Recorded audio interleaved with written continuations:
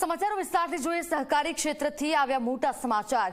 દિલીપ સંઘાણી ફરી બન્યા છે ઇફકોના ચેરમેન। દિલીપ સંઘાણીની બિનહરીફ વરણી કરવામાં આવી છે।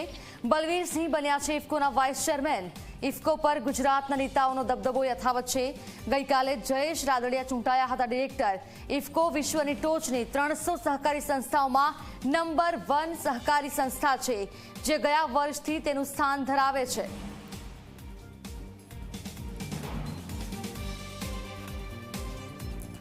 દિલીપ સંઘાણી ફરી એકવાર બિનહરીફ ચૂંટાયા છે। ઝી 24 કલાકની ખબર પર લાગી મહોર। જો કે ગઈકાલે જ કહેવામાં આવ્યું હતું કે દિલીપ સંઘાણી ફરી એકવાર બિનહરીફ થઈ શકે છે અને એ સમાચાર સાચા પડ્યા છે।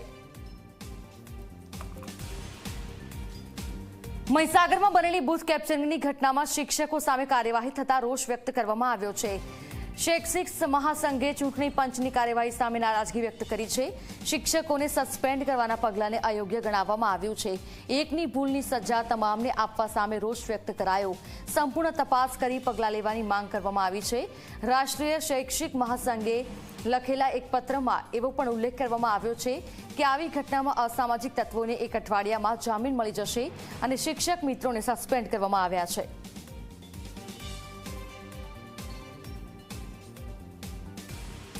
તો એકની ભૂલની સજા તમામને આપવા સામે રોષ વ્યક્ત કરવામાં આવ્યો છે।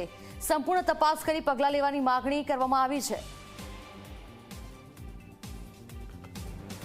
બૂથ કેપ્ચરિંગની ઘટનામાં શિક્ષકો સામે કાર્યવાહી થતા ભારે રોષ વ્યક્ત કરવામાં આવ્યો।